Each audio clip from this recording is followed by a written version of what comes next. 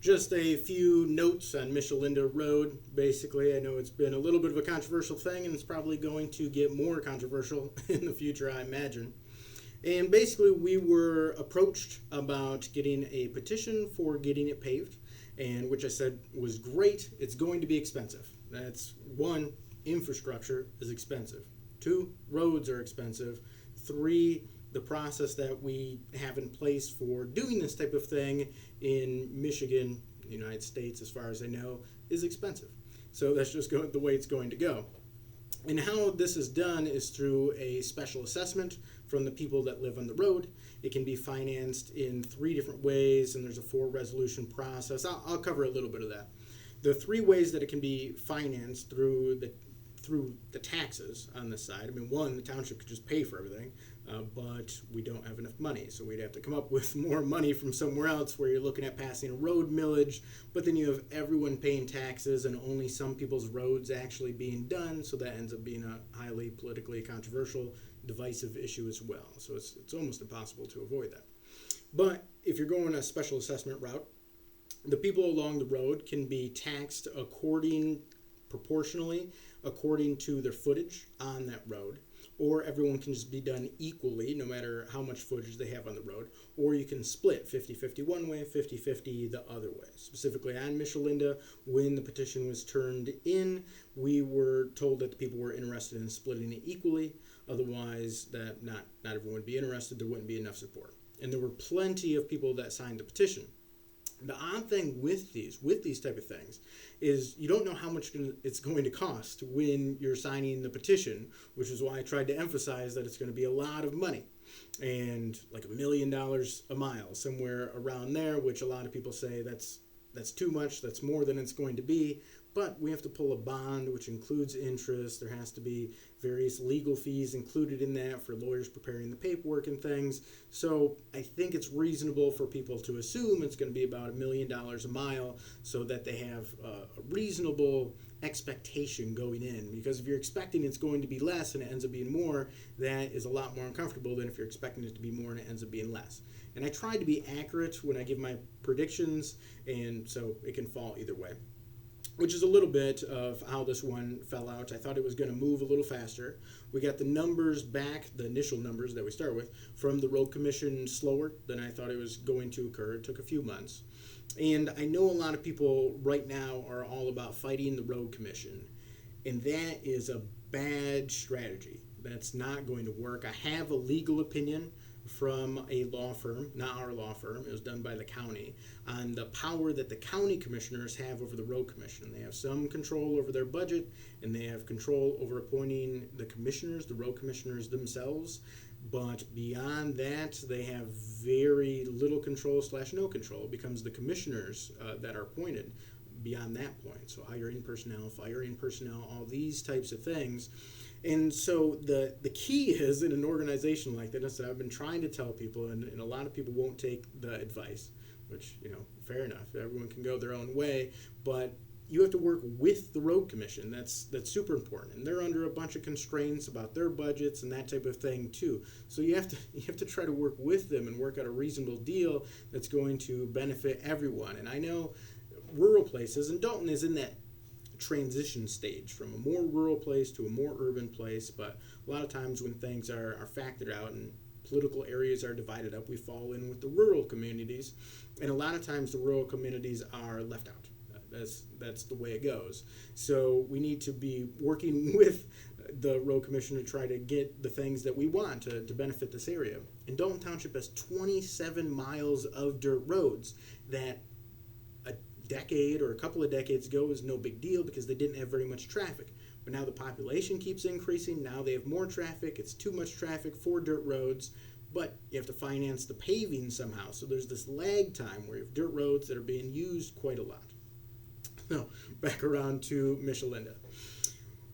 We're looking at paving it next year, but there's a 4 resolution process for this. And because it's enough money, we have to go out for a bond. There's that added in. So I've contacted the bond attorney. Municipal bonds are so complex that there are attorneys that specialize in municipal bonds. So I've reached out to one of those through our law firm, Micah Myers.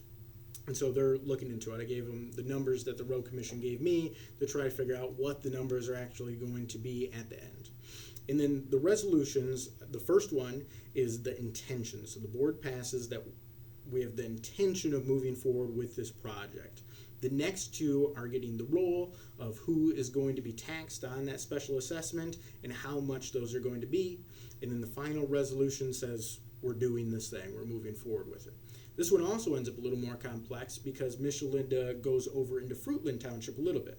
And I've talked with the supervisor over there, Jeff Marzinkowski, which is funny because we have two Jeff M's that came in to office at the same time in townships next to each other.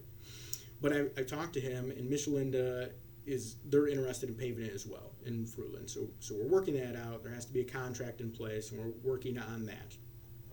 In this 4-resolution process, some places in the past here, they've done it in 3 months because they combine the two middle resolutions. I don't like doing that because as part of that, citizens have the ability to come into the meetings and object to these being passed. We ran into that with private roads before, which are a weird thing legally and very controversial, of course.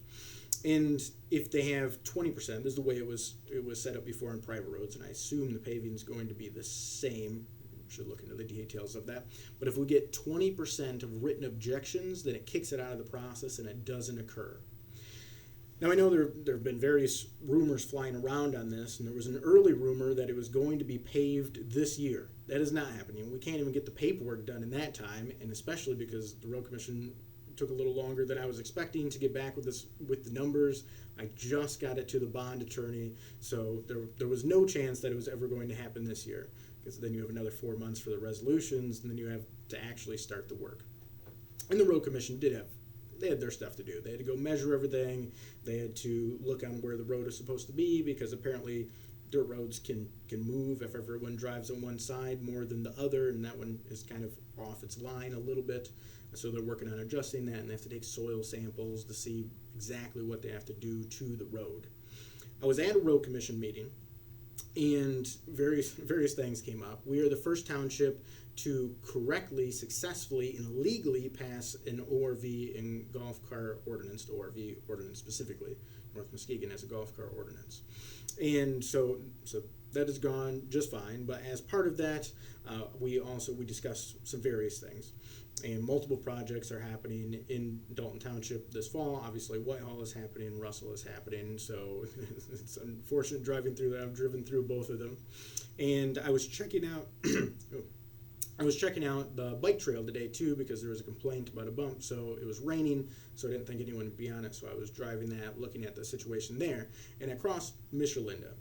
And it looks like they were doing a lot of work there. The road is transforming, and I know that I had a person on Facebook saying they don't want it graveled because people drive down it fast and it can throw stuff up in the air, but that means we would never do anything to dirt roads unless we pave them, which we don't have enough money to do. So at any point that we can take some sort of reasonable upgrade that the township can afford, I will take it every time and let that be as controversial as people want it to be.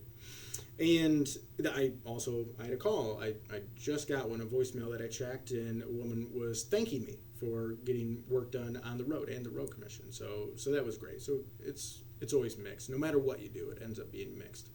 But in this case, at that meeting, they were grinding a road further south, and they were going to transport that material and store it over the winter for a potential other projects. They already had the material, and they were already going to be hauling it. So all we would have to do is pay for them to move it around and grade it out. And the road commission does not believe me when I say the people on that road on Michillinda, and there's 3 sections of Michillinda I know, and they each have their own separate problems. So the part I'm talking about is over by Whitehall Rd. That's where we have the petition for the paving. The road commission does not believe me that the people there want it paved, because they run into this all the time where people want their road paved, of course, but then when you actually figure out the numbers and they're calculated, then everyone balks and doesn't actually want to do it because they don't want to pay for it. And I told the road commission that everyone that I've talked to that's inquired, I've always told them that it's going to be a high number, and they've still been interested, so we're still moving forward with it. And they said with this, we could essentially get a discount on this. And there were a couple other supervisors at that meeting, and I think they were jealous, but the road commission was going right by here. And I said, definitely yes. And this will help with that paving for next year as well, because the road has to be built up and braced up before you pave over it. And so it's essentially a start, an early start, a 1 year early start on that process, and for a discounted rate. So I said we would definitely take it. So it's ironic that it definitely wasn't going to be paved this year. Nothing was going to happen this year except for them to survey it, and then a bunch of paperwork and legal work and calculating of finances and those types of things. And then something is happening just because there was an opportunity that I said go ahead on. And that's essentially where Michillinda Rd is right now. So the actual numbers for the individual citizens and what those will look like are still being calculated. And it's my first time going through working out a municipal bond like this, so I don't know exactly how those numbers factor out. So I don't want to say a bunch of numbers that are just going to be completely incorrect anyways when they're being calculated, and we will know the correct ones. I'm not sure on the time frame on that, but we're working on it.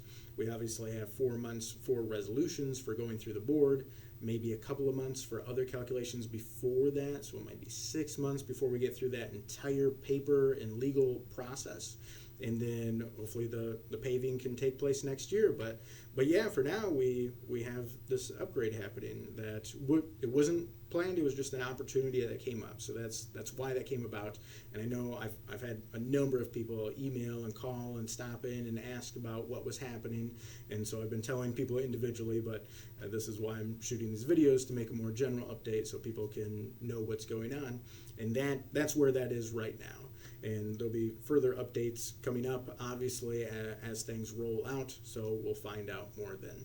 Anything else, you're always free to contact me. You can call here into the office. You can stop into the office. My schedule is kind of crazy. It's late at night. It's almost 11 p.m. at night, and I'm here doing various things and shooting this video, and sometimes I'm early in the morning, sometimes I'm gone in the middle of the day, sometimes I'm at a bunch of meetings. So the other people in the office have more consistent hours so that the office makes sense, but my job is essentially a 24/7 job that is a little chaotic, and I just try to get things done.